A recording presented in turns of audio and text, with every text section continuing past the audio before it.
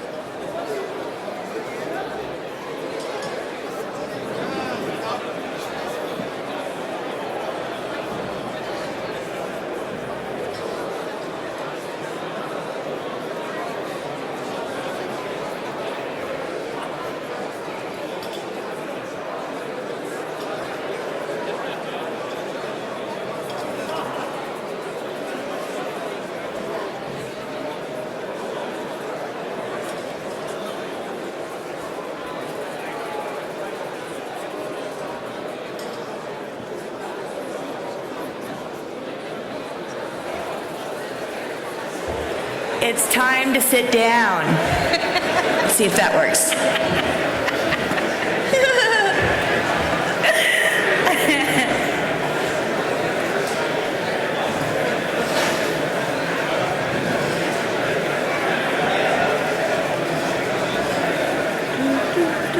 Okay, guys, can I get everyone to start making their way back to their seats? We don't want to keep this lovely lady waiting.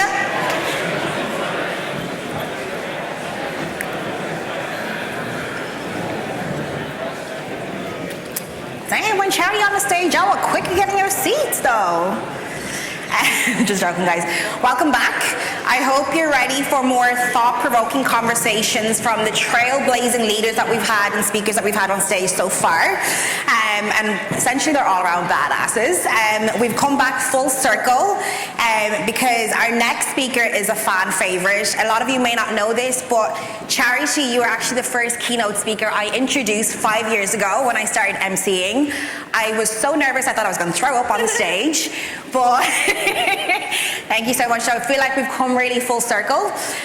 A lot of you obviously know that Charity is, like I said, a fan favorite. She is the co-founder and CTO of Honeycomb.io, experienced in building and managing massive distributed systems, co-author of O'Reilly's Database Reliability Engineering. That is a mouthful. So let's be honest, she's essentially a hero. She inspires, she influences. So can you please give her a huge round of applause for Charity Majors.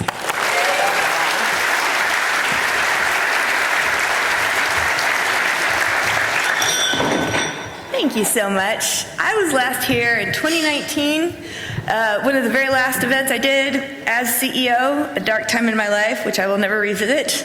I feel so much better now. CEO is the worst job in the world. Or else I was really bad at it. One or the other, like it didn't go well for me or anyone else.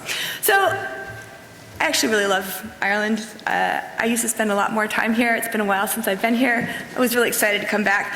But when the ShipItCon organizers asked me if I would give a talk, I was like, love to, but I cannot write a new talk. It takes so long. Oh my God, I can't. So I'm gonna talk about observability. And they're like, oh, that's great, that's fine, you do you. And then on the plane, on the way here, I start looking at the lineup, and I'm like, fuck, Sam's talking about something great. Claire's talk looks amazing. Oh shit, God, I can't just be the only one who shows up recycling a talk. What am I gonna talk about? And I'm like, oh, God damn it. Some shaming going on. But then I started thinking about how all the things that I care about are actually so deeply, intimately related to the state of flow. And how so much of what I care about with observability is it's about extending what we think of as flow to include reality. Like production is reality, right? So I didn't actually really end up rewriting or sticking with the original one. There's the nuts and bolts of the original one, but then I'm kind of taking it as an opportunity to just talk about a little bit more big picture stuff, why this stuff is so fun. So instead of this, we're gonna say, flow belongs in production. And observability is changing in some ways that I think are long overdue, desperately important, that are going to help us get there. I'm going to skip right past the, I did not bring the stickers for the little fox, but I did bring some other stickers that say rude things about software, so if you want some of those, you see them on my table.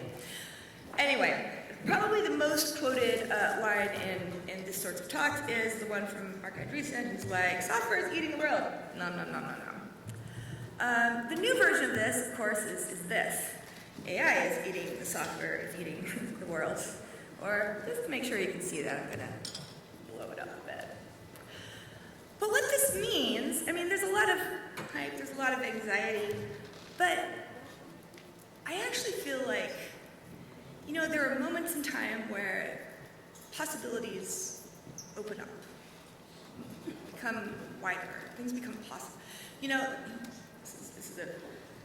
In the summer of 2020, Black Lives Matter, not to say that this is, but it opened up possibilities, right? There are moments when things when it becomes clear that we're going to have to rethink fundamentals about how we live our lives. And I feel like this is one of those moments. Are they still going to need us? Are there people still going to be, writing software in 5 years? Oh my God. Are we still going to have jobs? Are we all becoming obsolete? Are the robots taking over? I don't think we need to freak out. I think that things are changing. I think this is an incredible opportunity for us to change things for the better. I also think that they have already changed for the better. Now, I'm not old. I'm probably about the mean age of the people in this room. Those of you who were writing code 15, 20 years ago, was it better than it is today?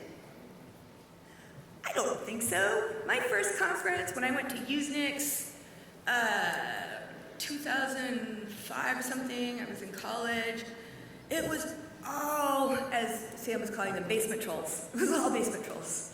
They were all straight white dudes and with beards, like nothing against them, but like there were, I didn't see any women there that I remembered. I felt very self-conscious. We spent a lot of time fighting with software, and fighting with, and like, we still fight with software and still fight with the world, but I feel like things are getting better. And which is not to say that we don't have a lot of fight ahead of us. But I don't think that we should feel saddened or demoralized. I think we should be really excited about what's happening.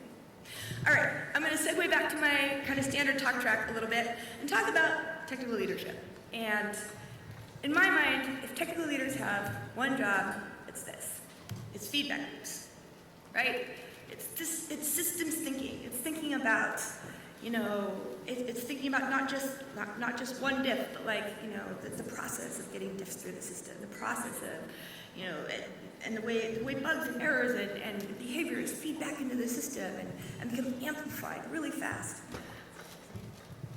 Which is why, side note, I think if there's one thing that everyone should try and do to supercharge their career, it's make sure you're on a high-performing team. Find one, seek one out, make one, do whatever you need to do. But like the amazing engineers that I know are not amazing because they popped out of the womb that way. By and large, they got to work with some incredible people, right? This is an apprenticeship career for all of us. And, there's all the agile stuff about, the more quickly you can move, the more you get to learn, the more you get to do. All that is true. But like, I hear from people who are like, I work at this place, and, it sucks, but I don't want to leave my friends, or I feel responsible for these people. You do not owe anyone your labor. Give your labor to people who have shown that they deserve it. All right, off of my soapbox. How well does your team perform? This is not the same thing as saying how good are you at engineering, right? Your ability to ship code swiftly and safely has less to do with it. Like, this is not unimportant. But the most important parts are the socio-technical systems that you participate in. If you join a team, you might be the best engineer in the world. You join a team, and it takes them 2 months to ship a diff. How long is it going to take you to ship a diff? 2 months. It's going to take you the same amount of time, because you're all participating in the same systems, right? So when I think of, like, that is Nita's making that sound. Apologies. Stop. Be very still. When I think about modern software development practices, really modern ones, I don't actually jump straight to AI. I think about this stuff. I think about engineers owning their code in production. I feel like we are at the twilight of the DevOps revolution, which is not to say that there aren't still ops teams and dev teams out there, fighting in the trenches, but like, the problem of collaborating, across the table wall is not, we know how to solve that problem, right? In the future, we don't have ops teams with their tools and their lives and dev teams. In that world, you've got half the engineers who write the code and half the engineers who understand the code. That was never going to work very well, was it? All right, so increasingly we have engineers who write code and own their code in production. They practice observability-driven development. And this is an area that I feel like we should all have our eyes on for the next 5 years, because I think there's a lot of really interesting things happening. More about that in a minute. We all test in production, as my shirt says, test in prod, or live a lie. Test in prod was a punchline when we started talking about this, right? It was like, I don't always test my code, but when I do, I test in production.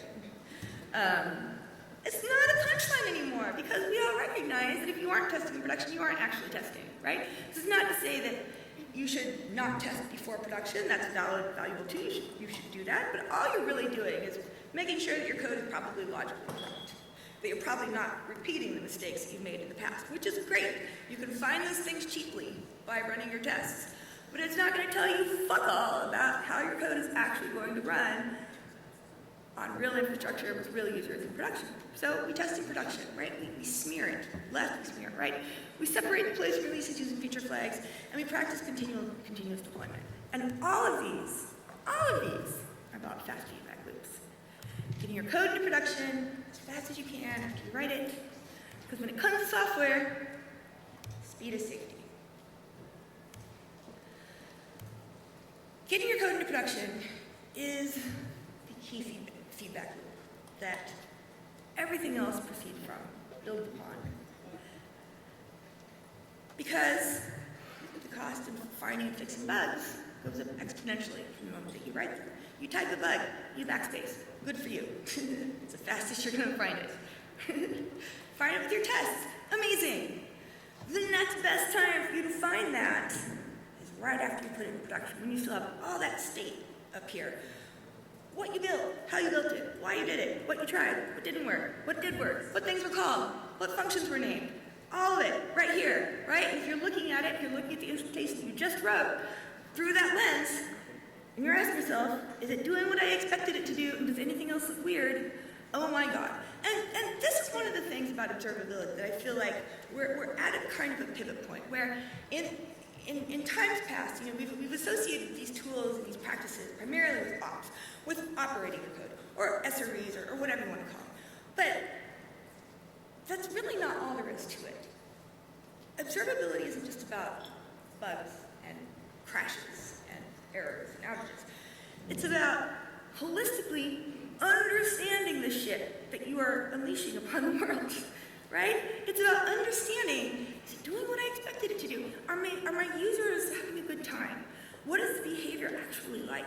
It's so much more richer and textured than just like, oh, it's crashing, right? And the way that we hook into that,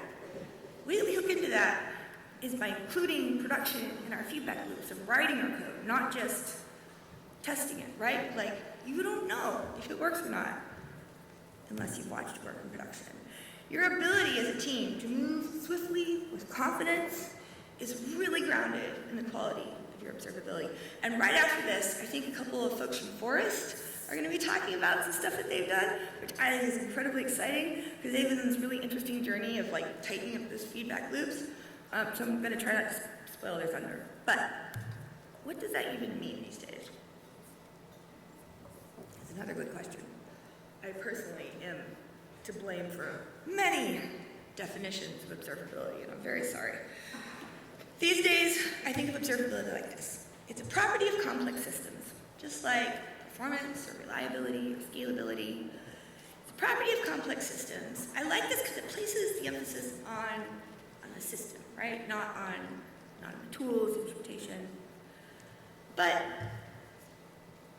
there's been an enormous step function recently in value, in usability, in cost model, just the entire model of how you make sense of production. And, well, this is incredibly, generic, whatever, plague upon people that version things, but in the parlance of semantic versioning, this is a breaking backwards incompatible change. Observability 1.0 is very much the three pillars world, where you've got metrics, logs, and traces. You've got metrics-backed tools that are building your APM, your RUM tools, your powering your dashboards, and 2.0, which is single source of truth. Now, when we started trying to define observability back in 2016, we borrowed it originally from the Wikipedia entry about systems, complex systems. And observability in that world it's the mathematical dual of controllability. Observability refers to how well you can understand your software, understand the insides of it just by observing it from the outsides, which I thought was just like mind-blowing. This is so cool. You know, Christine and I were trying to figure out how to talk about what we were trying to do at Honeycomb, and monitoring was the name of the game at the time. And when I read that, I got chills down my back. It was just like, this is what we're trying to do, right? Trying to understand the insides of the systems just by looking at them from the outside. And then, you know, there was a journey of like, we went on a couple years of trying to describe it through many like feature lists, laundry lists, high cardinality, high dimensionality, nobody could remember them, not even me. And then, of course, around 2019, 2020, I think the rest of the industry was like, we do that too, absolutely. Everyone who does any kind of telemetry, we all do observability. So it's gotten very confusing for a lot of people. And I was definitely that guy on Twitter who was like, well, actually, observability does not mean, and I apologize for that. I've been sober from correcting people on Twitter about the different definitions of observability for 3 years now. Yeah, we all do observability. But there's been a bit of a gulf. If you have 3 pillars and many tools, you have observability 1.0 tooling. And if you have a single source of truth, you have observability 2.0. And this matters not because I'm trying to sell software, although obviously I'm a vendor and it's my job to sell software. It matters because it makes a big difference in people's lives. Technical definitions exist to give us clarity, to help us make decisions, to help us reason about things, to help us make sense of the world that we're trying to deal with. And what breaks flow? Fucking pillars. Pillars break flow. If you're sitting here hopping, all right, this is my like 30-second vendor rant. If you're sitting around here going, okay, here's my metrics dashboards, that shape looks like that shape, probably the same thing. Okay, I think I can find this in the log. Okay, well, the timestamps kind of don't match up, but maybe that's because, you know, the time D isn't running. Okay, well, okay, here we think we found it in the log. Let's copy and paste it over to the tracing software. Did we sample that? It's just, it breaks flow. Okay, so I'm going to go through for a few slides here and talk about the differences between observability 1.0 and 2.0, from how they're laid down in disk to the sort of socio-technical ramifications, and then we'll wrap up by taking a look again at just like where we think the world is going and why this matters. So at a very base level, this matters because of how it gets stored on disk. Anyone who works with data knows if you have the wrong data model for what you're trying to do, you're screwed. You're not going to be in a good place, right? Your budget is going to get overrun. It's going to take a lot of time to run the queries. And the difference here is that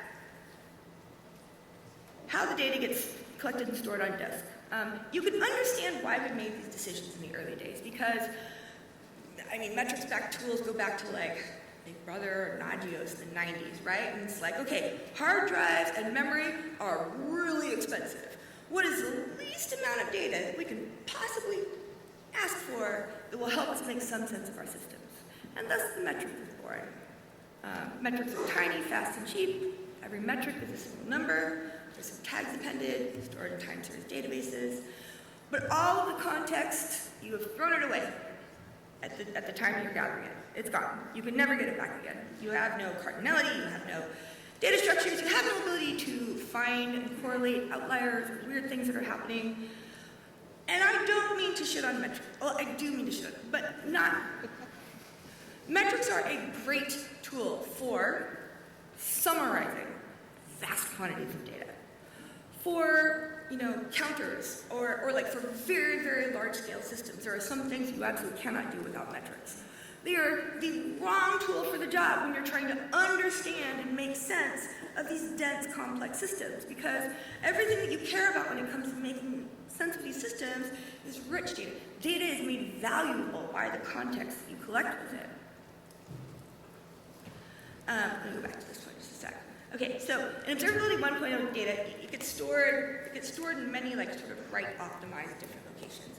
You've probably got your APM, your RUM, your dashboards, your logs, your traces, your profiling data. They're all separate, right? Nothing connects them except you, the heroic engineer, who sits in the middle, eyeballing shapes and going, that's probably the same thing. And observability 2.0 is different because you have a single source of truth, arbitrarily wide structured data blocks that you can also visualize over time as a trace. You can slice and dice, you can zoom in and zoom out. It's like, they've had nice things on the business side for decades, right? They've had columnar stores, they've had high cardinality data sets. You can't even imagine running a business if you had to, say, for all of your marketing segments, decide in advance which buckets you are going to put users into. No? That's insane. You'd be like, of course, I don't know. I don't know until I know. I don't know until I see what kind of users show up. And like, you have to be able to tease out those attributes and look for what correlates to what else. They've had nice things over there for a long time. And on the engineering side, we're very like the cobbler's children have no shoes. It's like, we've figured out how to make sense of a very small amount of data. And so, that's the hero in us, or something. To understand our systems, we really need to turn to logs. And the most important thing, if you take one thing away from this entire talk, it's this. Metrics are a bridge to our past. Logs are a bridge to our future. And the next steps that every engineering team should be looking at are, how can we take the energy, the money, the effort, the time we're sinking into our metrics-based systems and start investing them into logs, making our logs emit fewer of them, but wider, putting them into a data store that will let you explore it. All right, next slide. Who uses it and how? Observability 1.0 is very much an artifact of ops, right? It was born as an ops concern. It was born out of going to the colo and having to. I still remember having to take a taxi to the colo to flip the power switch on the MySQL primary. But it was born out of these worlds where what mattered was the integrity of the hardware. So observability 2.0. So observability 1.0 is very much about NTDR, NTDD. Is it up? Is it down? Where are the bugs? And just like I was saying earlier, observability 2.0 is much more about, this is my application, this is my code. What is it doing? Who is it doing it to? How do they feel about it? It's part of the development process. It's not part of the operating process. It's part of the development process. That part of, iterating on your code so that you see whether you have confidence in it or not. How you interact with production is different too. In Observability 1.0, you pretty much deploy your code and wait to get paged.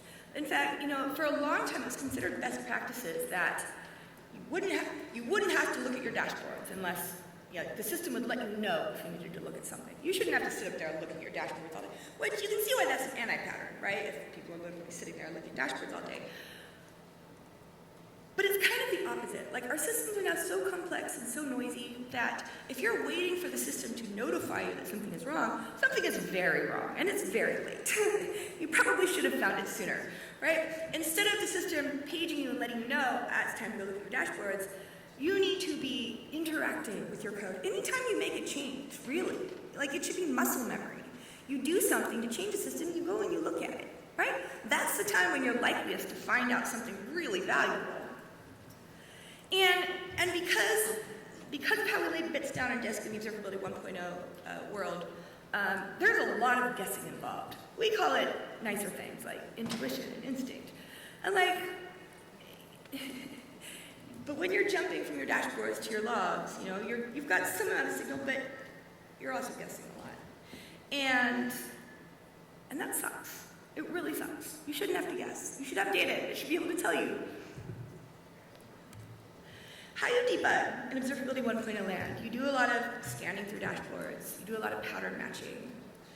And the best debuggers in the world have historically always been the engineers who have been there the longest. Always. Which is kind of depressing. If you're a new engineer who shows up and you're like, oh, well, I'm never going to know as much as these guys do because they've been here forever. And I think for a long time we just accepted that as it's just the way it is. But it's not. The people who have been there the longest or that are the best debuggers when your system involves a lot of guessing and a lot of intuitive leaps and a lot of exposure to past traumas, let's say. But if the data isn't just something, if you don't have to guess about the connections, if the data exists in a tool, then suddenly the best debuggers are the people who are the most curious. The people who have a habit of going and looking at their code after they've made changes. The cost model, I'm not really going to go into this because I wrote a big-ass blog post and a white paper and another blog post. But suffice it to say that a lot of us are really sensitive to cost right now, and it makes sense because if every request that enters your system, you are paying to store it 7 or 8 different times in 7 or 8 different formats that don't really talk to each other, that's not very sustainable. Especially when the cost can even change out from under you if the data happens to grow cardinality in the middle of the night, which is... I did do, you can look at my white paper on this, 5 minutes left, so I'm going to rush past this, but I did some envelope math for the cost of, if you're trying to understand the latency of a request and you're just trying to store a heat map and you've got 5 hosts, 4 endpoints, you've got 1,000 hosts, 5 methods, 20 handlers, 62 status codes, it costs $63,000 a month for just for request latency, which is not a sign that these are bad tools. It's a sign that it's the wrong tool for the job, right? I'm going to fast forward through this too, and this tool. The point is that when you build systems by interacting with them and interrogating them and being curious about them and having that curiosity rewarded instead of punished, we build better systems. We become better engineers. You know, I came up on the op side of the house, and anybody here remember the BOFH comics, The Bastard Operator from Hell? Yeah. It used to be so cool to be a bitch to everyone around you. But like, you can understand why that culture developed, because our systems were so fragile, right? And you've got these developers over here who are writing code, and they're never looking at stuff, and so you've got ops who are just like, holy shit, stop, help. That's not good. That's not good for any of us, right? We build better systems when we are constantly making small changes, when we're interrogating them, when we're curious about them. We have learned to be so clever when it comes to trying to get all of this information. We really shouldn't have to work that hard. It could just be data. Like I said, what you can start doing now to move towards observability 2.0 is instrumenting your code using the principles of canonical logs. It's really hard to overstate how important this is. Emit fewer logs, make them wider, pack in all the context, add trace IDs and IDs so you can trace your code, feed your data into storage that will let you slice and dice and zoom in and zoom out, and move away from having to predefine anything. Anything you have to predefine is a non-investment in your future success. What got us here isn't going to get us there. We used to be able to reason about our infrastructure because it was so small, and that's just not true anymore. Our infrastructure is, that one at the top is like the canonical layup stack, right? The middle one is parsed, circa 2013, and that's the electrical grid on the bottom. And the electrical grid is really how we should be thinking about our systems. You don't know when a tree is going to fall over on some main street city somewhere in the US. You don't know. You have to make peace with that. You don't get to know. You just need to be able to very quickly identify it whenever it happens, right? Zoom in, find it, figure out what to do about it, move on with your lives. The thing is that the old patterns and tools and mental models that we had for these systems, you know, we famously had a culture of running ourselves into the ground. And that doesn't work anymore. Like, not only is it good for us as human beings, as people, as teammates, as parents, you know, family members, it also can't be done. Like, there's a certain, so this is deeply personal to me. I grew up on a farm, very 1870s-like, you know, and everything I learned about working hard was about grit, determination, just pushing yourself, like never just like pushing through the pain, right? And with a smile. And like, I respect the tools that we learned when we were younger because it's what got us here, But those are not the same tools, those are not the same patterns that serve us now. Our systems have become so complex. You can't brute force your way through building or debugging them. It takes a different kind of creativity. It takes tapping into a different,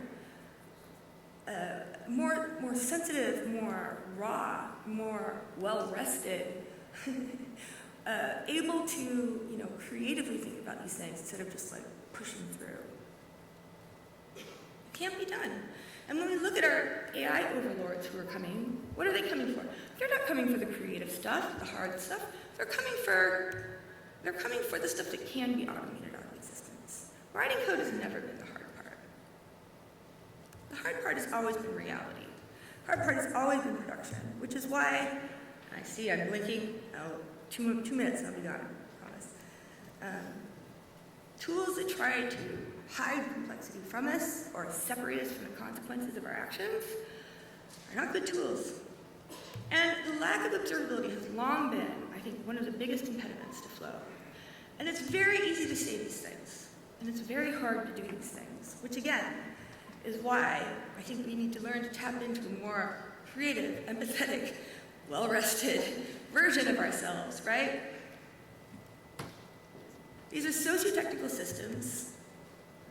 The solutions are not going to be technical or social. They're going to be socio-technical solutions. And people that try to, hold a model of these systems in their head and just push through a reason about it, it's not going to work. Our systems are emergent and unpredictable. Finding and fixing these problems, building systems that don't have these problems, takes a full creative self. In conclusion, what feeds flow? It's things like this. I love that Sam was talking about one of my favorite books. What do we all want out of our lives, out of our jobs? Autonomy, mastery, and purpose. Mastery, we can get that in the technical side, but purpose, we need observability to connect us with the consequences of what we've done in a very visceral way. Being able to see what you've done and its impact on other people is so motivating. What kills flow is the opposite of these things. Rigidity, fear, rules without purpose, cynicism, friction. Yes, the robots are coming for us. I think that's a fact. And people are more important than ever. I think that the industry is honestly, the future is here, just unevenly so, right? I think that the industry is slowly becoming more humane and creative and inclusive. I've definitely gone through my own moments of panic, though. And so, here's how I would advise anyone else who's thinking about their future in this very uncertain world. Follow the feeling of flow, that full-body feeling of discovery and joy and creation, serendipity. And follow your values. Are you making change in the world that needs to be changed? Every single person in this room has skills that are so valuable. Anytime someone's up there going, ooh, are we still going to need software engineers? Yes. Do I think low code has a big future? Yes. No code? Yes. Deep code? Yes. Operating systems? Yes. Yes to all of it. Jevons paradox is kind of yet to be, determined whether we're going to need, but everyone here in this room is going to have a job in 5 years, in 10 years.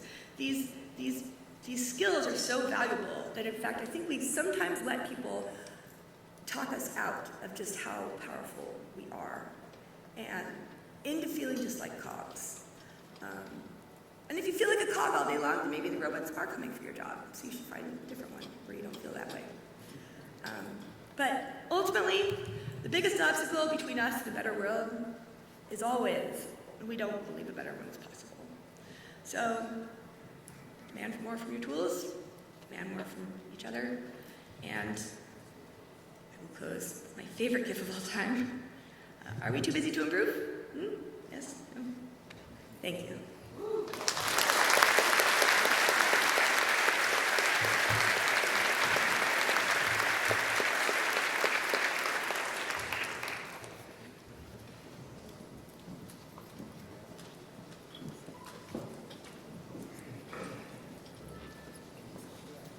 Can you give her one more round of applause, please? Because she's a force to be reckoned with.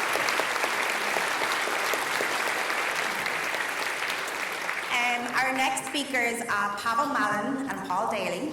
This duo met at Phorest in a sea of incredible and talented people. Paweł's journey into IT is so awesome. I loved it because he shared it with me, and so I will get you just to link in with him later on. But essentially, it all started with having someone in an authority figure as a manager believe in him being able to actually pursue his dreams of becoming IT. They pushed him, and he became known as the head waiter because he was the only guy in IT that could make a mean-ass coffee. And he still has that nickname to this day. Okay, so Paweł's focuses on spreading an observability drive. Guys, I'm so sorry. I'm gonna keep tripping over these words because I'm like, what is this?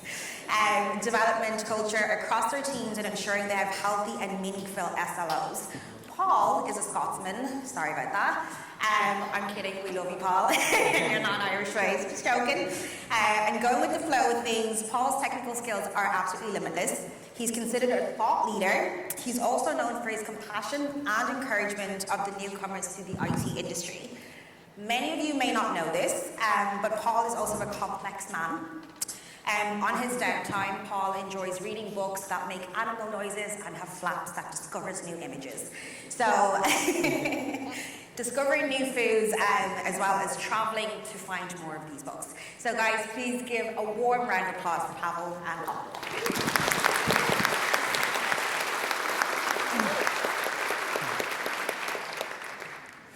Hi folks, thank you very much for having us.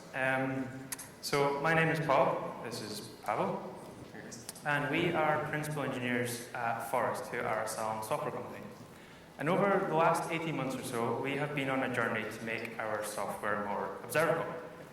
And this is something that's taken a lot of time and energy to do, and we've still got a long way to go. But already we're starting to see a huge amount of benefits. Like our eyes have been opened to behaviors in our software that we were previously blind to. Moreover, we've gone from the act of solving a tricky production issue being something that only a select few engineers can do, to something that has now been democratized across our engineering group. We've become more proactively aware of both high priority incidents in our software, as well as some of the more subtle degradations and how they impact our customers.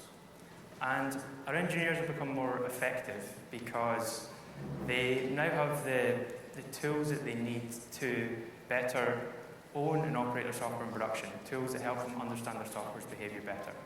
And we have had feedback from them saying that they can't imagine going back to shipping software without this level of observability. And so today we want to share with you a bit of a summary of our journey. We'll try and touch upon high-level sort of cultural aspects, as well as some of the lower-level technical details. And our hope, specifically as well, we will try and cover some of the things that we've had to figure out for ourselves, because this is still quite a new space, and there's not a lot of guidance out there once you get past the basics. So our hope is that in sharing this with you today, you might think about whether you too should make your software more observable, and if you do decide to do that, hopefully we'll give you some of the ideas about how to approach the work that's involved. So at Phorest, we have 10 engineering teams, and each of them are responsible for shipping and operating their own software in production.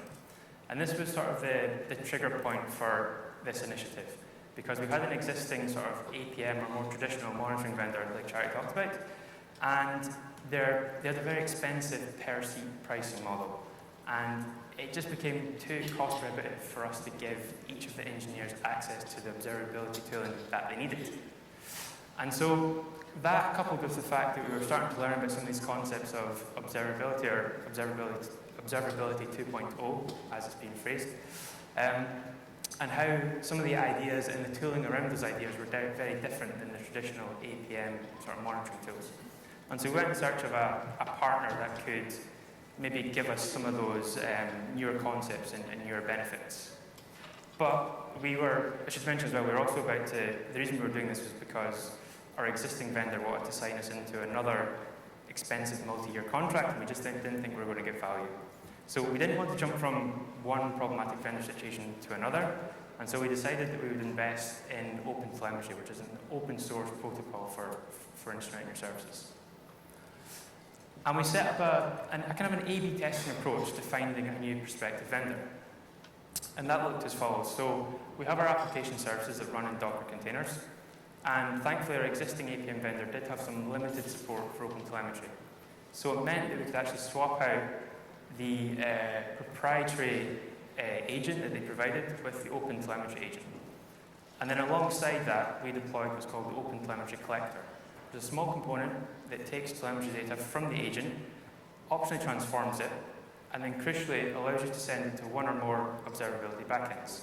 So this was great because it meant we could feed that observability data back into our existing APM vendor, and our 10 product teams could continue to rely on the limited access they had to the existing vendor to support their systems in production.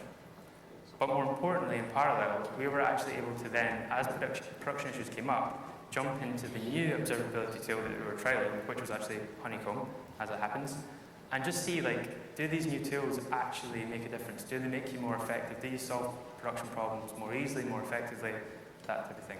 And we quickly learned that the answer was yes. Now, this isn't a product pitch for any particular vendor.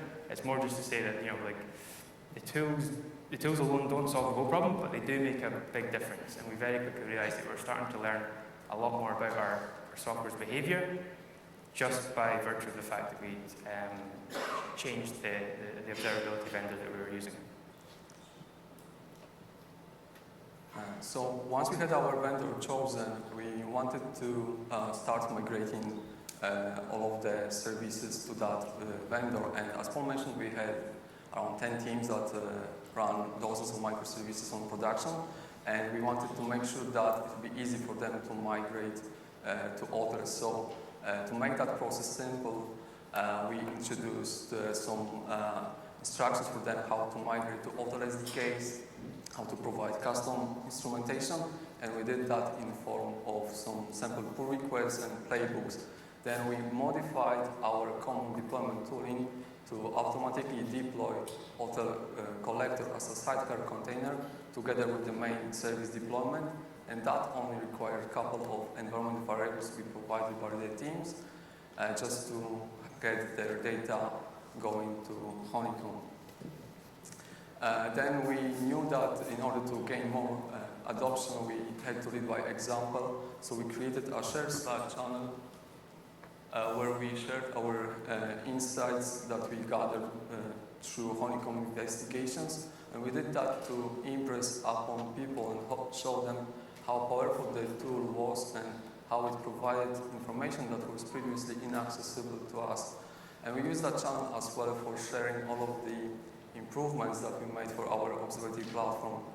For example, when we started using Honeycomb deployment markers, again, we shared that information on those channels. Then whenever we uncovered something interesting, we recorded short videos showing how to perform those investigations and how to replicate the issue. Then we shared those videos with the teams all in corresponding system area, so that helped them not only to resolve the issue, but as well it gave them instructions on how to perform similar investigations on their own in the future, so they wouldn't depend that much on us.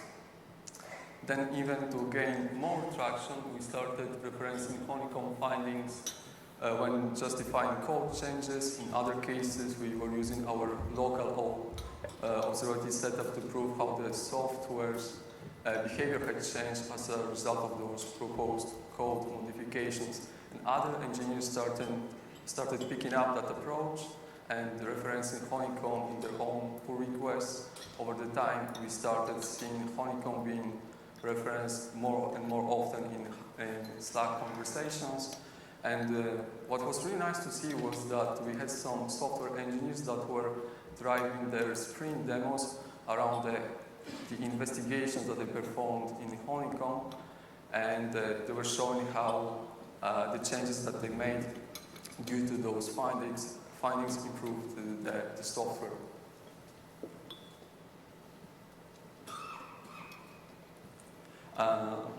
Since we are not really limited anymore with the number of seats, as Paul mentioned before, what was happening was that we were able to give basically access to Honeycomb to everyone at Phorest. And what we noticed over the time was that not only software engineers, but as well product folks and support agents started using the Honeycomb to perform their own investigations.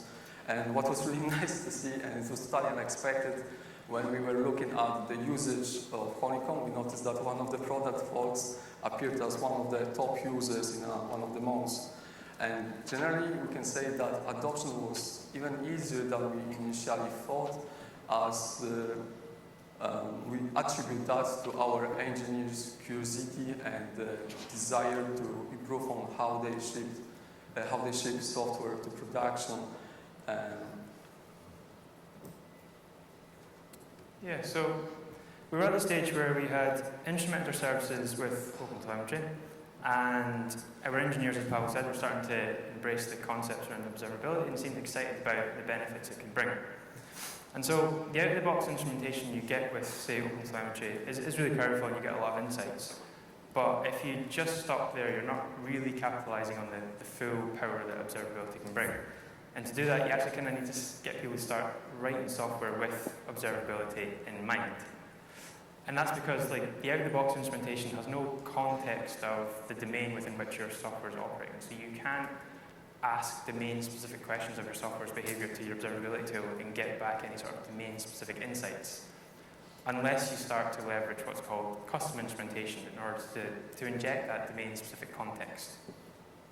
And what do I mean by that? So here's a snippet of code from one of our components in our system that's responsible for sending messages to our customers, so emails, SMS, that type of thing. And we're at the point where we're about to send a message, and we decide to just stuff in a bunch of domain-specific context about the message we're about to send. So anything that we think is relevant. So it can be the ID of the customer about to receive the message, the type of message, an email or an SMS, the provider we're using to send it, anything we think is relevant, we stuff it in there. And these key value pairs get added to the current span in your current trace. And I realize I just said the word span and trace, and I haven't really explained that, so I'm going to just cover that briefly just now. So you can think of a trace, for anyone who's seen it, as like a way to measure like an end-to-end operation in your system. So the sending of a message, the handling of an HTTP request, that type of thing. Okay? And a trace is composed of a number of spans. So a span is just one of the sub-steps in the overall operation. So it can be the call to a database, it can be another HTTP request going out, anything like that. And overall, that is this kind of waterfall view makes up your trace. And of course, the sub-operations in the overall operation, they can happen in different services. This can span distributed services, and they still get all the spans still get aggregated and correlated together under this one trace and this one kind of waterfall view, and you can see the timings and all the individual operations. So hopefully that makes sense. And so back to our custom instrumentation. So when you click on one of the spans in one of the traces, what you get is all these key value pairs, all this domain-specific context present there, and you can see that. And this is what people talk about when they talk about this idea of the high dimensionality, high cardinality, or arbitrarily wide events. It's this idea that you can just stuff as many, an almost infinite number of key value pairs in there, and you can then use those to start asking domain-specific questions about your software. So here, hopefully this is somewhat legible, but on the left-hand side, I'm starting to leverage some of this custom instrumentation. So I'm saying, okay, for all the messages that were sent out to our customers, give me a breakdown of those messages by the type of message, so email or SMS, the third-party provider we use to send the message, and the delivery status of that message. And I can get that result. And then again, because nothing's pre-aggregated, and you don't need to know in advance what questions you want to ask based on that custom instrumentation, you can sort of slice and dice in a different way. I can say, okay, for all the SMS messages specifically that were sent with this particular provider that had a failure delivery status, give me a breakdown of all the failure reasons. And I can keep kind of asking those questions, getting answers, and then reframing and asking another question based on a different permutation of that custom context until I get the answers I want. But then where it gets even more powerful is where the tools can actually start to surface to you problems in your software in the context of your domain without you even asking any questions. So this is a feature that Honeycomb has, but other vendors may have as well, where basically you can ask it to look at, say, all the messages that were sent out of your system, all those events, or all those traces that represent messages being sent. And you can say, okay, tell me what's different about the ones that had errors versus the ones that were successful. And here, I don't know if you can make this out, but on the right-hand side in the red box, what it's saying is, okay, well, 97% of the messages that you tried to send that had problems were for this message type that you call the Salon owner SMS. So messages that we send to salon owners. And on the left-hand side, it's saying 82% of the messages that had failures were because your third-party SMS provider thinks you're trying to send those messages to a number in a country that it doesn't support. And in the context of our domain, that was very surprising. We only expected to be sending SMS messages to supported countries. Like, that didn't seem right. And it very quickly pointed us to the fact that we actually had a bug with how we collected specifically salon owner SMS numbers, and we weren't dealing with dialing codes properly. But the main thing to take away here is the fact that the tools actually surface to us and highlight to us problems in the kind of language of our domain without us even actually asking any questions, because we've injected all this context. And so, to get to this place where you're thinking like that, you need to start to we found we need to start to kind of create opportunities to practice observability and kind of get familiar with your observability data long before you get to like your big game, which is like deploying in production. And this wasn't something that we were doing previously. For us, observability or monitoring used to be a production concern solely, like something that you only did in production. That's where all the tools lived. That's where you did monitoring observability. But this led to poor outcomes because we weren't writing software with observability in mind, or if we did try to instrument our code a little bit, we never actually got to verify if the instrumentation we'd added gave us the insights we needed into our software until that software was running in production, and probably until we were trying to debug some sort of production issue. And by that point, you're a bit late if you find out that the instrumentation isn't giving you the insights that you want. And so we've spent a lot of time trying to make the local developers IDE the kind of first and main practice ground for observability. And we have a setup now where you can write your code, you can add your custom instrumentation, and then you can exercise that code using unit tests or running local application server. And we attach to that process in the IDE the OpenTelemetry agent. And that will export telemetry data through an open source observability stack running in Docker Compose. And then you can open up your browser and you can view the traces and spans that are being produced by that code that's just executed. So it creates a kind of a nice tight feedback loop where you can change your code, change your custom instrumentation, and then look at the spans and traces and make sure you have all the domain-specific context that you think you're going to need for when that software gets into production. And then we also put Honeycomb in our pre-production environments as well, so when if QA are finding bugs or developers are doing exploratory testing, it's another chance to practice using the tools to solve and debug issues. So that again, you're getting this practice of understanding your software and its telemetry data before you get to production. So once we had our code instrumented, we had decent adoption and pretty good custom instrumentation. We wanted to switch our focus to having our observability tooling proactively informing us about the ways in which our software was causing issues to our customers in production. And in the observability world, we're able to achieve that by leveraging service level indicators or SLOs. So as you can see here, it's a sample definition of an SLO, and actually it's a real-life SLO, one of the most important SLOs that we have in our system, as it refers to the appointment calendar, which is the place in which our customers spend the majority of the time. And SLO consists of two main parts. The orange one, behind color more or less, so forgive me, it's not orange, is the measurement that we want to track. So it stands that customers should be able to load the appointment calendar successfully in under 1 second. And together with the second part, which is like expectancy of the success rate in a given time period, so for 99% of the calendar load events in a period of 2 weeks, all of that together conforms an SLO. And if you look at it, it's a bit different than more traditional alerting, where in the traditional alerting you will be more focused on more technical aspects like measuring the CPU thresholds or API error rate, where in SLO you are more focused on the customer journey and the things that users are trying to achieve when interacting with your software. So now let's go through that SLO and through a couple of events that would match that measurement or SLI definition, and what would happen once they arrive. So we have the first event, and then it's evaluated against the SLI definition, and since it took less than 1 second, it gets a pass assigned. Then we get another calendar event, same story, nothing really happens, but then when we get another event that actually violates our SLI definition, it gets a failure assigned, and it is a small portion of the error budget. Another successful one, nothing really happens. Sorry for formatting. On macOS it looked much better. And then when we get another failure, again, that failure is assigned to that particular event, and that's another portion of the error budget. And that's another way in which SLOs are different compared to traditional alerting, as here each individual event is evaluated and gets that either failure or pass assigned, where in more traditional alerting, all of those events will be put into a single bucket in a given time period, and that bucket would get either a failure or pass assigned.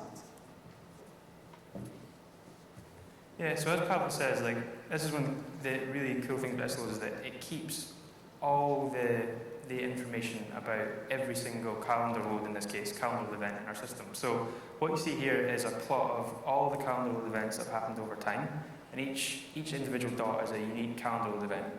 And specifically, if you can make out the yellowish dots are the calendar load events that failed to meet the SLO, so the ones that took longer than 1 second.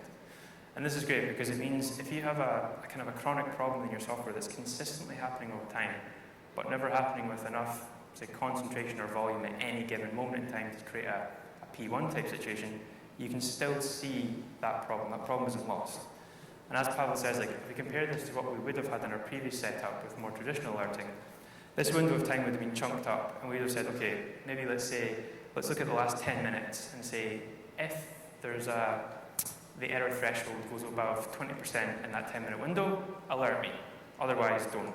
And what happens is, for every window where the error rate is below 20%, it kind of just gets a tick, and you just keep ticking off each of those windows. And what you've done is you've kind of aggregated up and out the kind of nuance there of the fact that you do actually have this chronic problem that's running right through all those windows. And this was the type of problem that we were missing in our software, and we had lots of these problems. But our customers weren't missing them. They were experiencing every single one of them, and they were getting increasingly frustrated by them. And it was kind of eroding the trust, our customers' trust in our software. And so for us, we now do SLO review sessions with each of our product teams, and each and every time we click into some of these yellow dots, we learn something new about our software that we didn't know it did, which is not always great, but that's how it is. But this for us has been the most insightful part of this investment. And the biggest payoff we've had is kind of learning about all this nuance in our software's behavior. And so we're trying to focus on SLOs at the moment. That's kind of where we are in our journey right now. And we're trying to frame them as a bit of a contract between product and engineering. They're not just a technical thing. So the idea being that if we agree that a product capability is worth putting an SLO around, we agree then that if the SLO becomes unhealthy, we should fix the underlying, or do the underlying technical debt or technical improvement work needed to make it healthy again. So it's actually quite a good way to justify or frame or direct our technical debt or technical improvement efforts, because not only can you pinpoint when it's needed, but when you do the work, and if the SLO becomes unhealthy again, you can sort of map back the impact of that work onto sort of customer value or customer impact as well, which is cool. So far we're talking about our journey and all of the good things that happened as part of it, but we wouldn't be honest with you. We said that we didn't have any issues or challenges in our journey, and the main challenge that we had was around the data volume that we produce around observability, and to be honest, we wouldn't be able to pay for the bill in Honeycomb if we would keep all of the data, and actually we wouldn't be able to pay for a bill with any other provider, so it's not a Honeycomb thing. So in order to tackle that problem, we had to start using something, and something lets you to reduce the volume of the observability data that you forward to your provider or to your vendor, and that is then made available for your querying and for evaluations against SLO. And we'll take a look at some of the sampling techniques, but we'll go very briefly on them, because in order to go deeply would require at least one other session of 30 minutes, if not longer. So generally, sampling could be divided into two main categories. So the first one is head-based sampling. So in the head-based sampling, the sampling decision is made even before the trace starts, or the first span in the trace starts. So you can say that you want to sample at a rate of 10, so then 1 of 10 traces will be kept, and that makes that something very simple. But the problem with it is that before the trace starts, you don't really know whether it's going to be interesting or not. And this problem is tackled by tail-based sampling. So tail-based sampling requires full trace context in order to make the sampling decision, and it makes it more complicated compared to head-based sampling, as you have to keep all of your spans within the trace until that sampling decision is made, and then you either drop that full trace, so all of the spans from the trace, or you forward it to your vendor. But the beauty of tail-based sampling is that once you have that full trace context, you are able to say whether it's interesting or not. And by interesting, we mean that trace could be interesting if it caused an error to your customer, so customer sees the problem, or for example, it took long to process that trace, so we would want to keep it in order to investigate it further. And different vendors, they have their own sampling solutions, and in terms of Honeycomb, they provide a service called Refinery. And we'll go through a couple of challenges that we had and a couple of sampling rules that we have in Refinery. So for example, we have a rule defined in Refinery where based on our custom parameter, we decide to always sample with rate 1. So always keep all of the traces, and we would use it for like mission critical functionalities, like for processing the payments, because after a while we may need to investigate what exactly happened, so we want to have like a good visibility into that data. We would use it as well when releasing a new feature, because that new feature wouldn't be getting large amount of traffic, so we would want to keep all of the traces in order to gain trust in it, and once we'll be happy with it, we would reduce the code that adds that custom parameter, so then other sampling rules will be applied. Then we have a couple of rules that let us to keep all of the traces that resulted in an error visible to the customer, as again we find it worthy to keep traces like that. We have some other rules that would keep all of the long-running HTTP or background traces, and on the other hand we have some of the rules where we will be always dropping traces that we find boring, like why would they keep successful health checks? They don't really provide much information to us.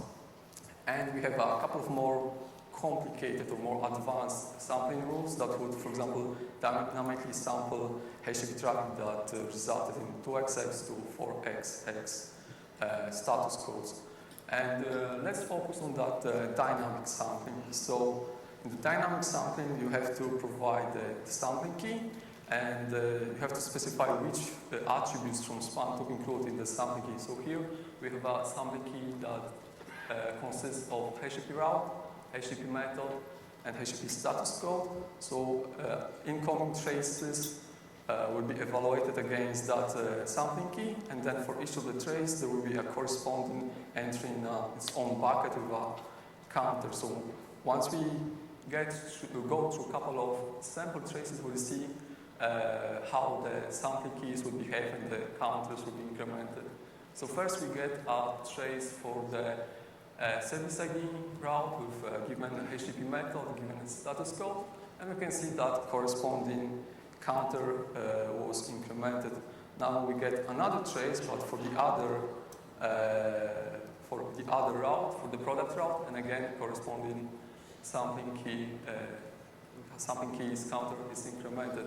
We get other two traces with exactly the same attributes that were included in the sampling key definition. So we end up with value 1 for the product ID related sampling key, and value 3 for the other one, for the service route related sampling key. So once the sampling decision is made, only one of the service related traces is sent to Honeycomb, but it will be seen as there were exactly 3 traces like that.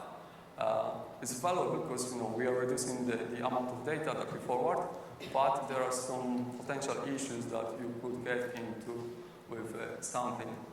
So let's look at how the data looked before the sampling was applied and how it looked after sampling. So if we look at the attributes for those more interesting traces that got resampled, and if you look at the attributes that were included in the sampling key definition, nothing really happens with them. So we are not losing any visibility or any data quality.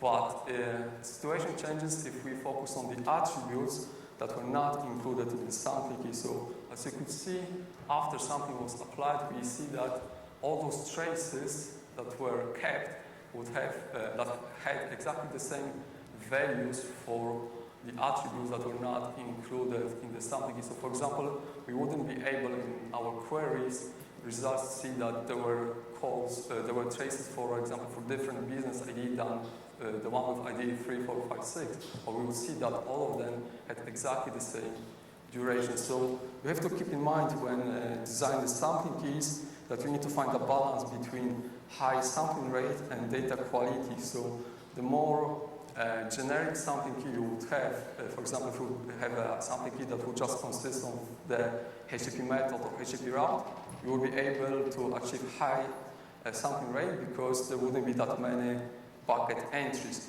But if you go like a more specific, you would introduce more fields in the sampling key or fields that would have more specific values, you would end up with a lower sampling rate because there would be a lot of entries, but the value of that would be that you wouldn't be losing that data quality. And let's go through like a real-life example that we had around our SLOs and how sampling affected it. So we're reviewing that calendar SLO that you remember from a couple of slides ago, and we noticed that we had some cases where we were eating large portions of the error budget, but in Honeycomb we were finding just single trace that didn't meet that SLI criteria.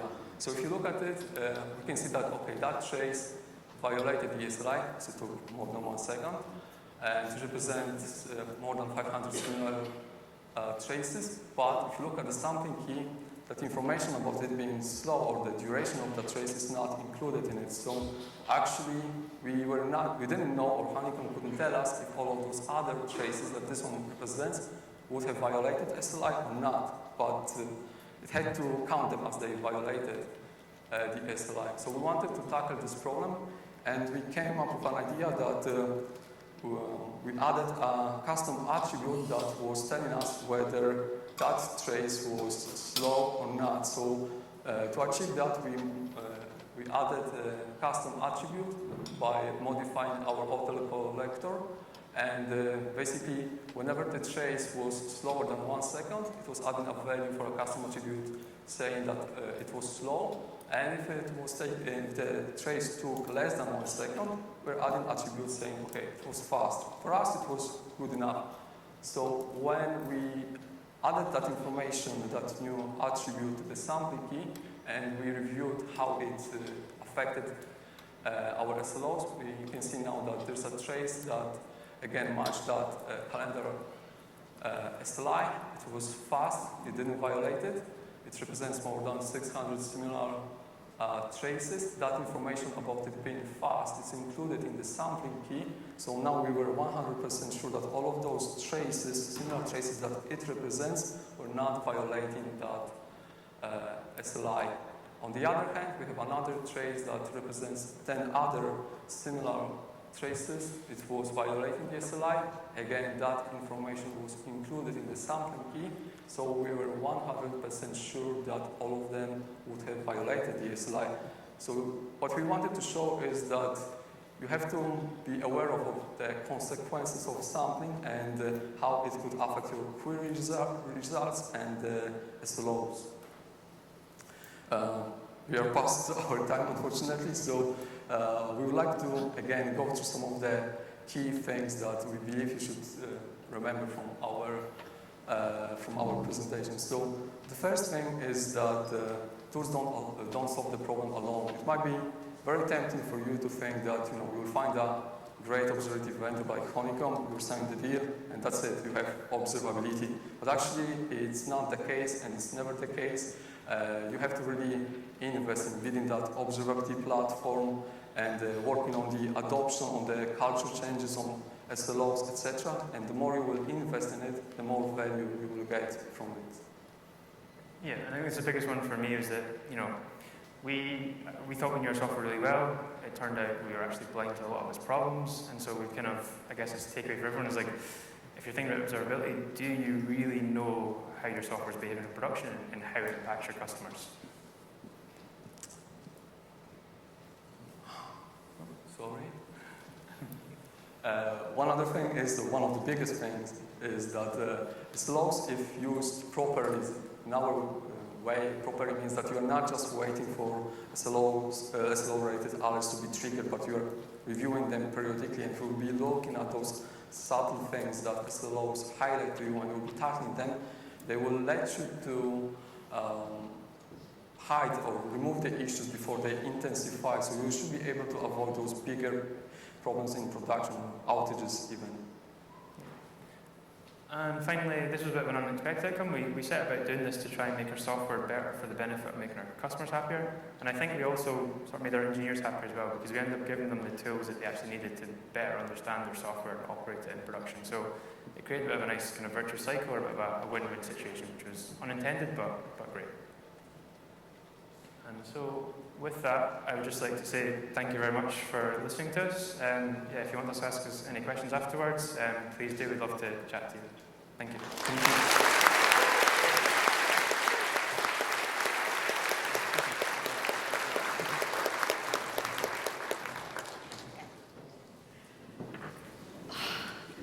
Guys, it's been so much amazing content, amazing speakers. And as I was sitting there listening, I actually was thinking to myself that this is all not possible without each and every single one of you that are sitting in the chairs, especially for people that have actually come a very long way, like the people from Cloudsmith and Liberty IT. What's up, y'all? Just do want to give a special shout out for anyone who has commuted a long distance for coming in here. We really do appreciate the fact that you are here. So our next speaker, I call Superwoman, who's 5 foot in human form, like me. She is an organizational consultant, an entrepreneur, psychoanalytic, psychotherapist, an author, recognized thought leader 5 years in a row, a mother to a 1-year-old drummer, as well. A friend, actually a very dear friend of mine as well, because I have mentioned a couple of times about the fact that Charity is the first keynote speaker that I introduced. Our next speaker is actually the reason that I am the host for ShipItCon, because she put my name forward for it when they were looking for an MC. So I am very, very grateful for that. Essentially, she finds fulfillment in helping individuals, leaders and organizations overcome their internal and external barriers to get further than they imagined they could be. Can you please give a huge round of applause for our 5 foot superwoman? Had to mention that because we're the same height. Vessy Tasheva.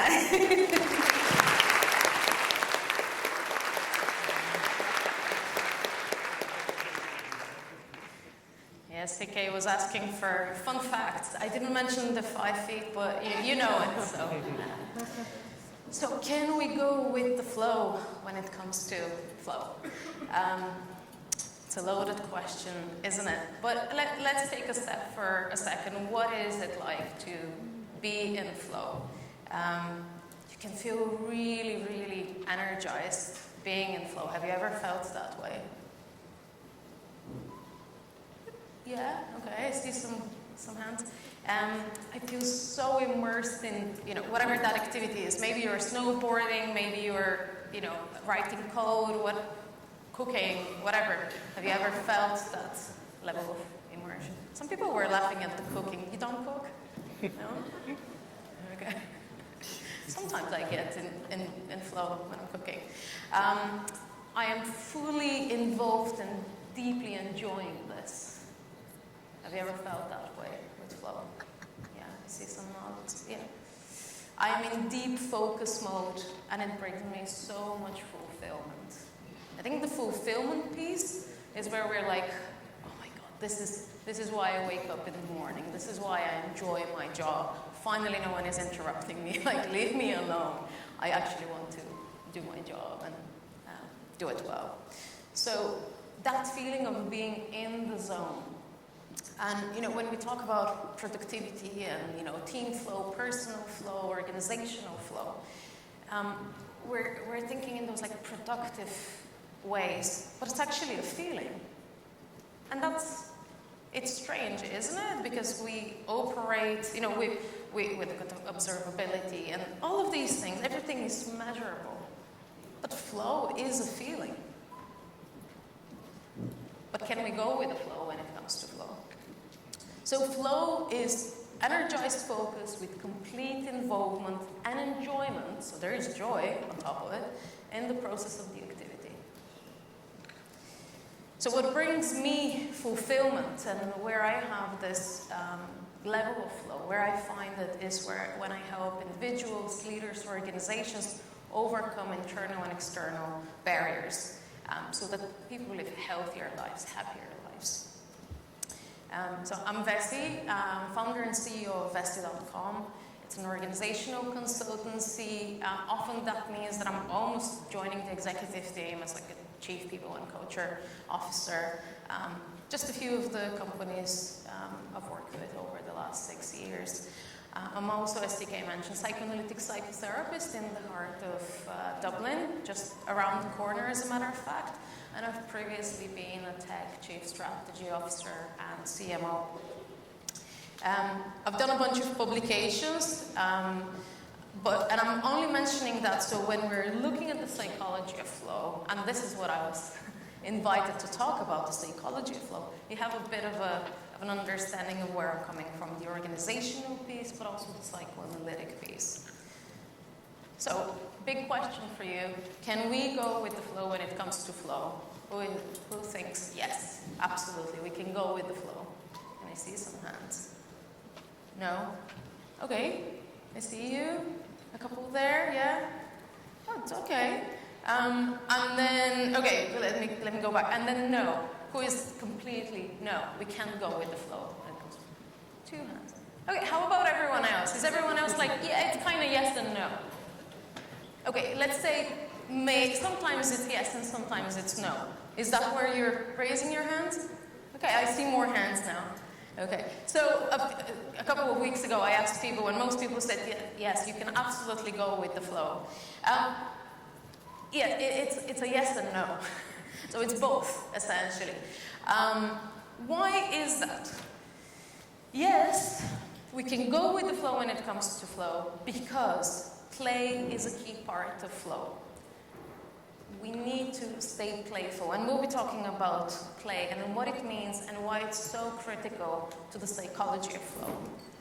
But also no, we need to be very intentional in creating this environment, the right type of environment, and we'll look into what right means, in designing it. It's a bit like designing serendipity. So how do you design something that creates this absolutely unique feeling of flow? Your individual flow, your team flow, your organizational flow. So that whatever the challenges are, market challenges or, customer challenges, etc., nothing can take you down. You actually remain in flow and you're at your peak and you enjoy it. It doesn't matter that it's hard and it can almost feel impossible, but you can still nail it there. So the two pieces, the environment and the play, this is what we're looking at. The environment, and here I'm referencing to Donald Winnicott, maybe some of you are familiar, a holding environment. This is the key part here. It's a holding environment. It's a psychological space that is both safe and uncomfortable. So there could be all kinds of challenges, intellectual challenges, emotional challenges, maybe there are budget constraints, maybe time constraints, whatever it is, it's tough. But you have a sense of safety, of security. So things are not guaranteed, but it's contained. There is a sense of being held. This is really important, so that the anxieties, the fears, whatever that can be provoked from those challenges is not just spilling everywhere, it's actually contained. Here is an example.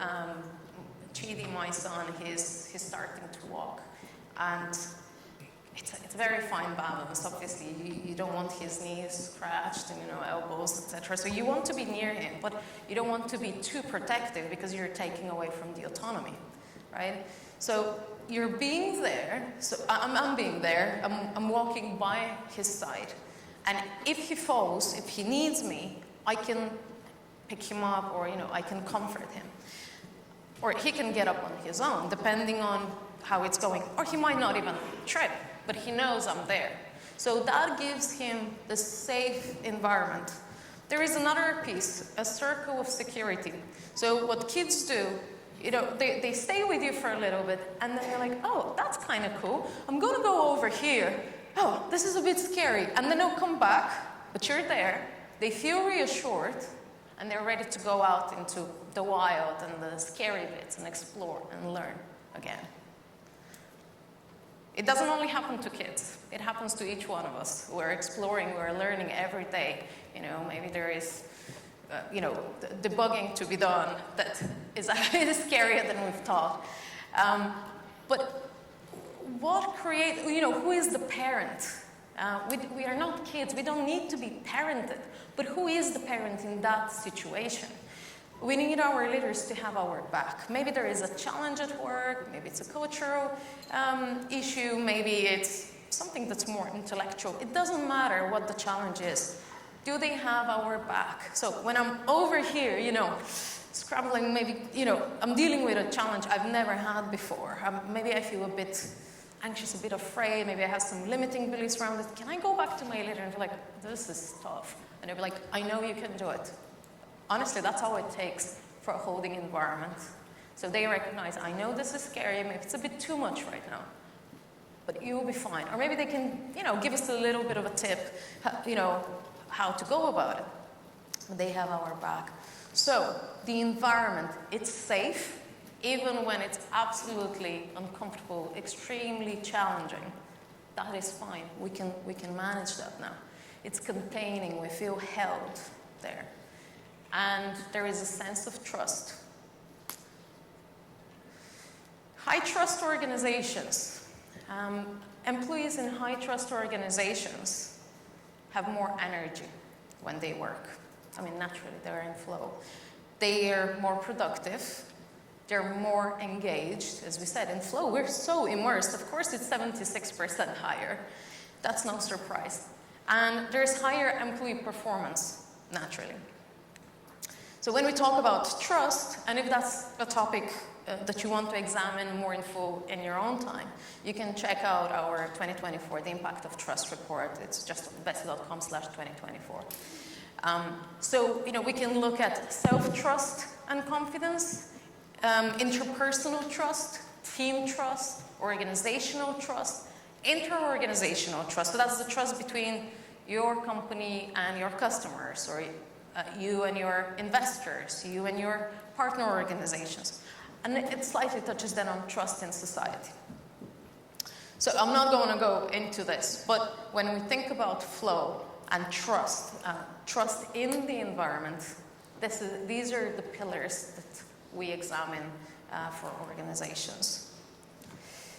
So going back to high trust organizations, what do people experience? So in high trust organizations, compared to those in low trust organizations, way less stress. Can you imagine 74% less stress? Whatever you're feeling today, 74% less stress, just by changing the organization. It's hard to say no to work for an organization like that. 13% fewer sick days. 29% more satisfaction with their lives. We're not talking work lives. The overall impact on your life altogether. And 40% less burnout. I'm sure, when 9 dots are recruiting for organizations that are hard to trust organizations, it's much easier to hire. So here we go, the costs even for your recruitment are lower. So going back to Donald Winnicott, when we talk about then play, so we talked about the environment piece, and then there is the play piece. What is play? Why is it so important to have flow? It's a way of reaching, connecting to your authentic, creative, less defended part of your personality. Connecting with your true self. Now, this can sound quite abstract. Stay with this piece. Creative and authentic. So you're not losing time pretending to be someone else. Someone is interrupting you. You're trying not to look irritated when maybe you are. You just continue your decision making, problem solving, all of these things. And true and false self, if you're interested on that, I've done a whole dissertation on that, but essentially, false self is sometimes things that society expects from us, maybe the organization expects from us.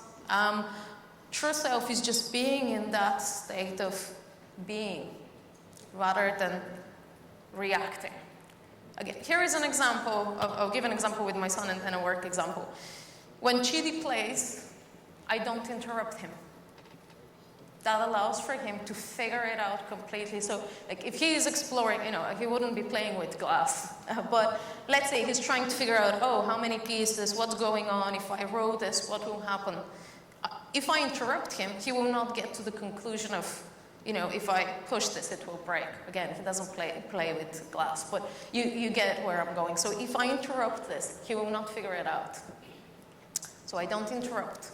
When he comes to me, then, we'll play together. The way Winnicott talks about it is the alternative to being is reacting, and reacting interrupts being, and it annihilates. It annihilates of who you are, discovering who you are. So when we're in a sense of flow, we're not just solving a problem. We're figuring out who we are in navigating in this problem. We're free associating there. And you live this every day. You're trying to solve it.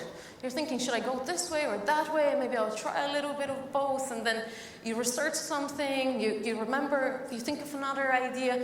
It's not linear.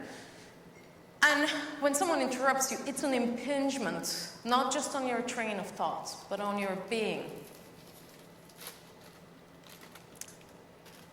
So if I don't interrupt Chidi playing, we should not interrupt each other's focus time. So focus time is focus time.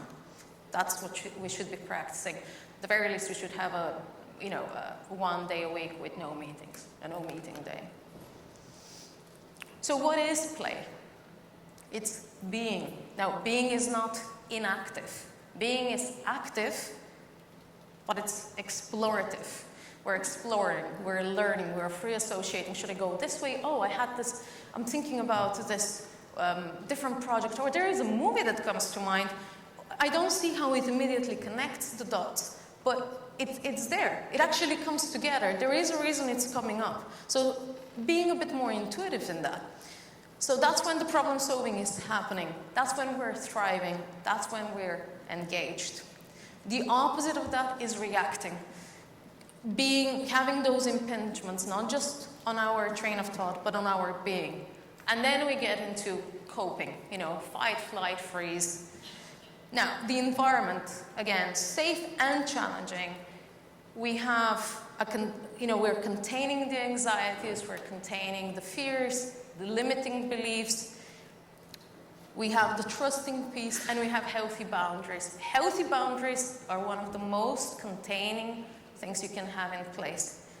And that can be different rituals or routines that the team has, the organization has, can manifest in different ways. But what's the opposite of that? Being preoccupied with anxieties. What will my manager say? Or what if I underperform? How will my performance review go? If it's an organization built on fear, that's paralyzing. Are the limiting beliefs in charge? It will not be great at problem solving if it's an environment that is built on fear, and control. And then it's a lot of distrust. Should I tell my colleagues that I fucked this up? What do I do about it? Or who will find out? No, we can solve things together if there is trust. If there is trust. So when we come into organizations, that's what we work with. We work with the people piece, the behaviors, the beliefs, the values, and the overall culture. What is the environment? So the play and the environment. We have a couple of minutes for questions, but you can also reach out to me later at Vessy@Vessy.com. CK, how do you want to go with the minutes? We have 2 minutes.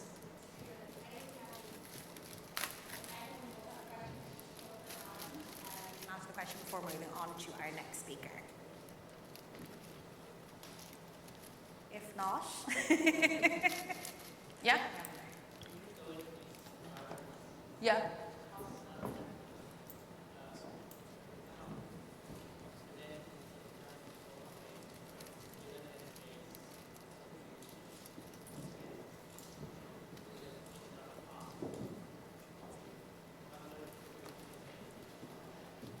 Yeah, so when we work with the environment, we look at how people feel.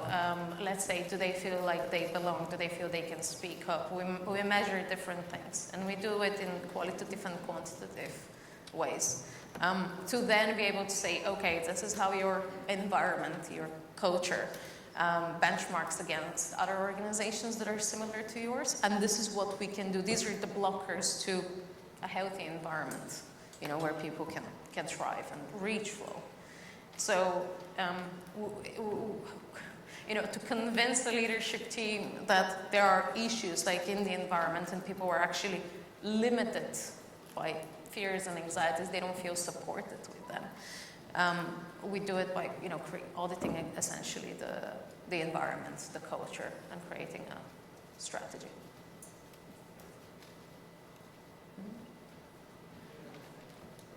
Yeah, I mean, when you bring the numbers, they can say, oh, it doesn't exist, because it's there. So it allows us to drive both urgency and stress on the importance, but also create the urgency in the organization. And as we saw, it impacts not just productivity, everything about how people are, how often they're sick or burnout. Sorry?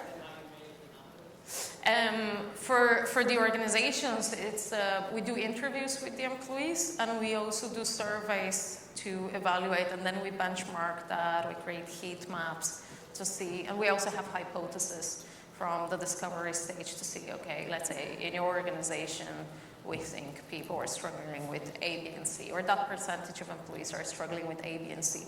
And then when we have the results, we look at it, okay, was that hypothesis correct? Was it wrong? How does it compare to other companies in that industry, or that size, or maturity, etc.? And this is what we use to kind of, put a healthy level of pressure in the organization to create change.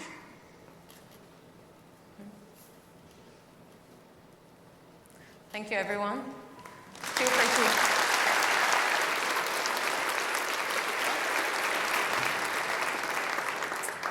thank you, Vessy. Our next speaker has come all the way down from the north. Claire Byrne, who is over here, she's going to be setting up, so ignore her for a second and just focus on me, all eyes on me as I introduce her, okay? Claire inspires and is committed to lifting those around her as she continues on her IT journey.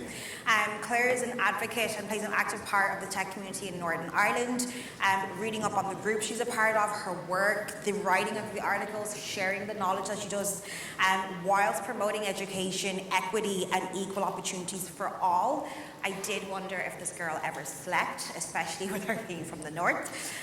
But I do have to say that obviously the Northern Ireland is very, very lucky to have her continuously advocating and always trying to essentially uplift the IT community up there. So it is amazing to see so many powerful and amazing women speakers up here today, tech experts in their own field, but essentially gracing our stage and allowing us to continue one of our missions of ShipItCon, which is all about diversity and inclusion.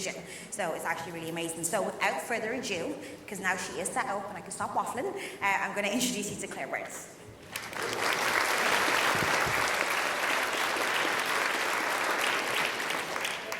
So I'm well aware that I'm standing between you and lunch, so I'll make this snappy and hopefully entertaining.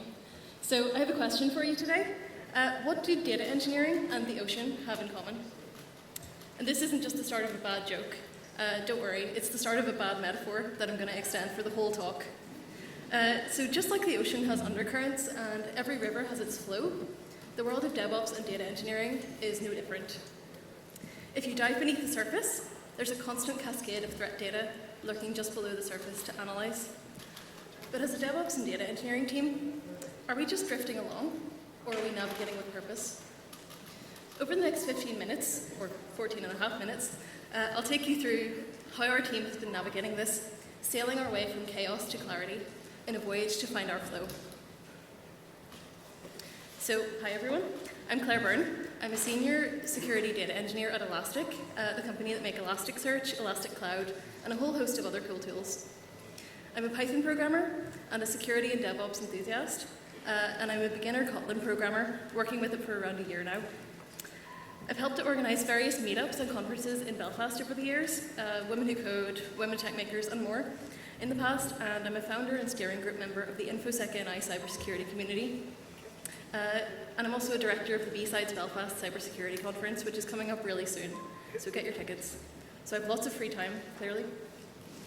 Outside of work, I'm passionate about literature, gaming, and of course my wonderful cat, Tufty, who you can see up here. So it's no exaggeration when folks say that data is the currency or the gold of the modern world. But just like prospecting for gold, data in its rawest form is almost useless. There's plenty of it when you get the right source, but it needs to be refined and sifted before we can derive meaning and beauty from it. I really hope there are some Minecraft fans in the audience.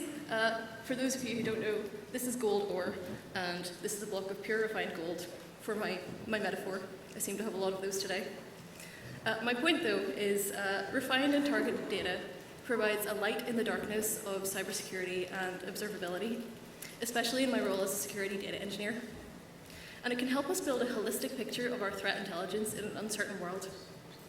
We ingest, process, and clean many multiple gigabytes of data per day, of first and third-party intelligence data, trying to sift through the noise and ship the right data to the right teams who can protect our customers' data from attack. So for the past 6 months, our team has been overhauling our cybersecurity threat data pipeline. We've gone on a massive voyage across stormy seas while shipping containers. There's a joke in there somewhere. We started out with an inherited research project written in OCaml on AWS that used HTTPS as its main communication method. And we've gone from there to a full-fledged GKE Kubernetes-backed JVM-based data pipeline on GCP. We've discovered the treasure trove that is the Kotlin programming language, its efficiency and scalability when understood correctly with coroutines. And we've fought the krakens of bootstrapping Kubernetes on an unfamiliar cloud platform. The architecture we settled on looked a little bit like this. My team, as I said, ingests first and third-party threat intel data, processing it through data pipelines that we construct, and transforming it into usable information. Our main data ingest at the moment is the third-party stream from the cybersecurity site Phorest. Has anyone heard of it? Okay. And that gives us a minute-by-minute feed of malicious files from all over the internet that are identified by their unique SHA-256 hash value. So this is collected in a Kotlin container running on Kubernetes on GCP, processed using a variety of tools, including our sample downloader, which downloads and ingests the malware binaries itself, and our feature extractor, remember that, which will pull out pertinent features from these binaries for use in machine learning further down the pipeline. This huge blob of metadata is then sent to BigQuery, where our data warehousing tiers will kick in and transform the data. You might be wondering, though, why did we move to GCP? Why Kubernetes? Why the drastic pivot and keelhauling of our current architecture? Well, there were a number of high-level reasons for the decision. The first one was that we were consolidating all of our data onto GCP anyway, so it made sense to try and consolidate the data processing onto GCP too, to avoid the data exfiltration charges, etc. We'd recently implemented a new system where we would refine data using the DBT ETL tool, all the way to very specific use cases. So this just made sense. The second reason was that our feature extractor for a machine learning model currently only runs on Windows, extracting features from PE files. We had wanted a platform that seamlessly supported Windows in addition to Linux, just so that we could have a homogeneous orchestration environment for our containers with multiple OSs. GCP seemed to support this on their Kubernetes offering, whilst making it easy and attractive to bootstrap a cluster using Terraform. So we hopped on board. And the third reason was we were curious. There'd been a lot of chatter in the wider team about using GCP for threat research, and as a team, we'd never fully dived into it. From what we could see, there were definite advantages over our current AWS infrastructure at the time. This included apparently less complex IAM setup, better starter documentation, and transparent networking, and of course, ease of bootstrapping Kubernetes. Our reasoning for choosing Kubernetes was similar. We were curious. We'd heard lots of good things about it from our peer teams, and a few of us, including me, had used it in our previous roles and had very good experiences. But we were already using ECS, so we were really curious as to what a more complex orchestration system, more powerful orchestration system might offer us. Sometimes, though, what seems like treasure to one pirate turns out to be fool's gold through another lens. So, if I were to present our new project and leave it at that, this would be it. That's the talk. However, I have something to admit to you today. I've unintentionally lied to all of you. We hit some stormy seas. So the remainder of the voyage's tale isn't one that I thought I'd be up here telling you today. It's not the one that I was telling whenever I submitted this talk to ShipItCon. It's not the one in your conference agenda. Not quite. It is all that, but there's a twist in the tale. It might change the moral of the story altogether. As you might have guessed by now, all did not go as planned, and we're not frolicking in the greenfield deployments of GCP and Kubernetes with hybrid clouds in the sky above us. Can I have a show of hands, please, of anyone who's experienced a project that got to its final stages and has had to pivot dramatically due to unexpected circumstances? That is most of the room. Welcome to the tech industry. It's good to know I have so much solidarity here. But yeah, we're back solely on AWS, using ECS, Amazon's answer for those engineers who don't quite need to venture into the wilderness of Kubernetes. We're still fully invested in our JVM and Kotlin-based data pipeline, and we're keeping the majority of the pipeline code that we wrote for deployment on GCP. And we're still shipping our refined data off to BigQuery. So my talk was meant to be about this shiny new Kubernetes-backed pipeline on Google Cloud Platform, and all that entailed. I was going to show code snippets, I was going to give tech demos. That's not happening. It was meant to be praising the virtues of Kubernetes, the ease of use of GCP, and the newfound efficiency with which our team is processing data. Some might label this a failure, but I'd say if we hadn't experimented with Kubernetes in the first place, we would always have been wondering if we were going down the right path with the right tech stack.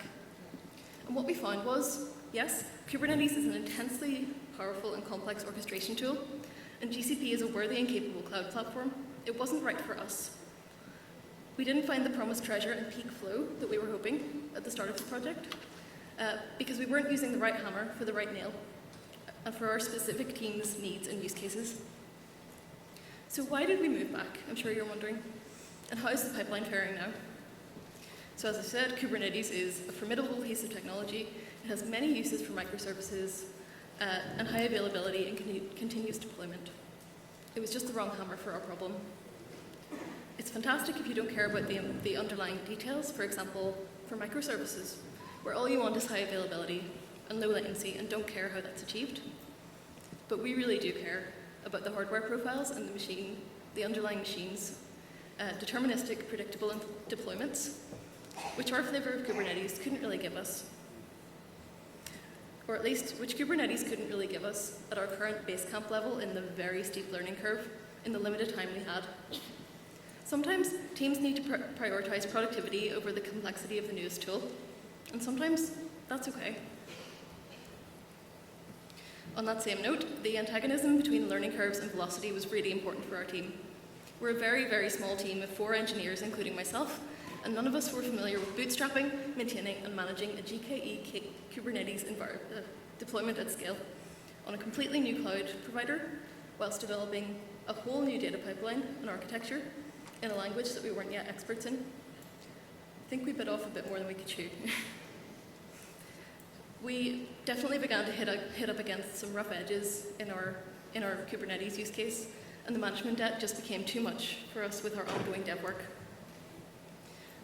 So now we get to the interesting bit. The reason why we initially took on GKE was we needed a platform that could host and handle both Windows and Linux workloads and treat them the same.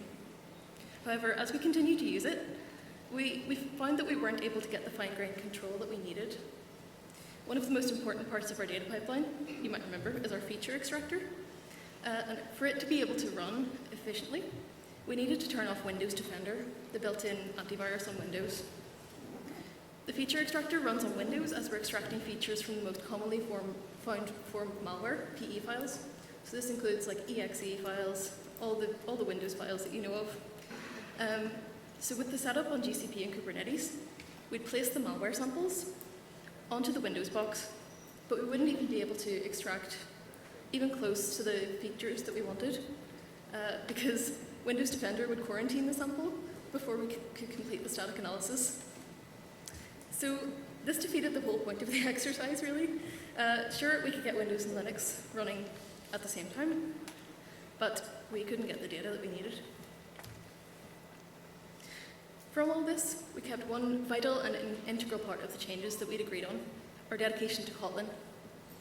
Previously, we'd been using OCaml, Python, Go, anything and everything. This was the first language that we unanimously agreed on as a team. It was perfect. It ran on the JVM, allowing cross-platform interoperability, which was obviously really important for us, managed memory, type safety, and a rich ecosystem, which is compatible with all of our core products.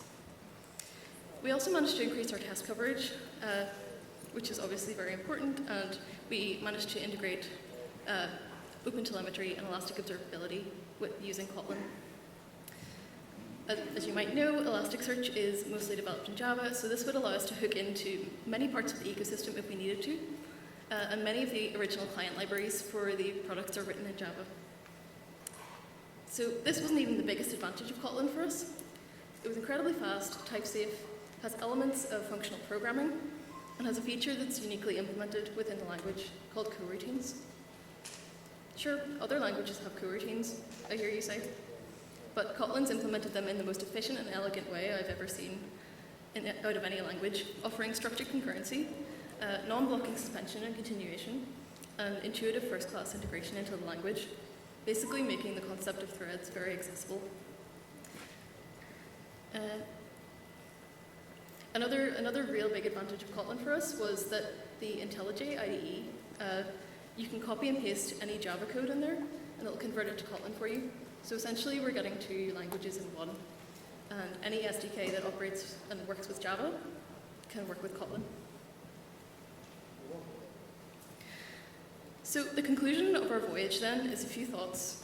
Using the right tools for your team and use case can often be more complex than it seems at first. And DevOps and data engineering teams can benefit from keeping an eye on tech industry trends, sure.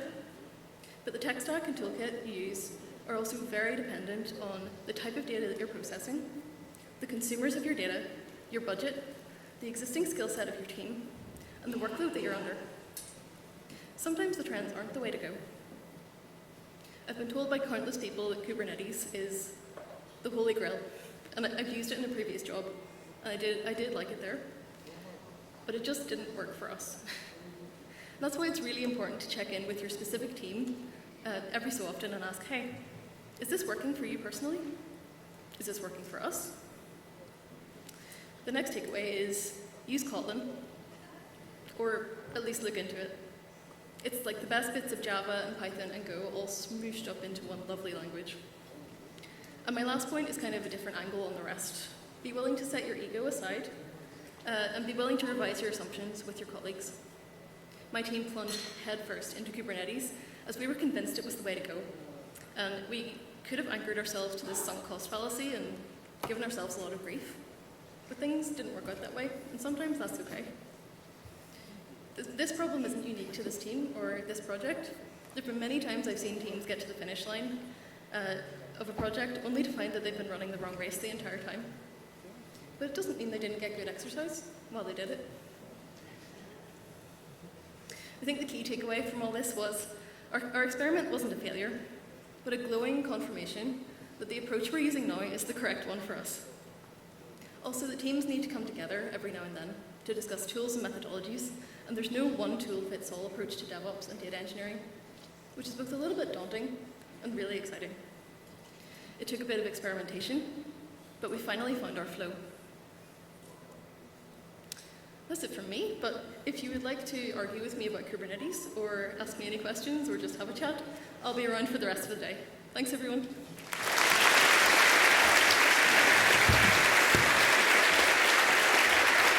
Amazing. I always love when someone comes up with, a project and then they tell you that it didn't work out at all. So I do really love that. I hope you got some great takeaways from that. We are going to break for lunch because I can hear your stomachs rumbling in my ear. We will reconvene at 2 o'clock where we have more exciting things coming up for you guys. So make sure also to get your postcards in, get your competitions in, enter the raffle because there's a PS5 and if you don't take it, I will. Okay, thanks guys. Enjoy your lunch.